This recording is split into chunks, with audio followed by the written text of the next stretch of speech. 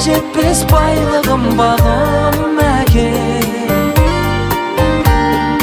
алтын арай шуақты таңым әкем, жаным әкем, асыл әкем. Жүзге жетсін аман сау жасың әкем, арамызда аман жүр ғасыр әкем, асыл әкем.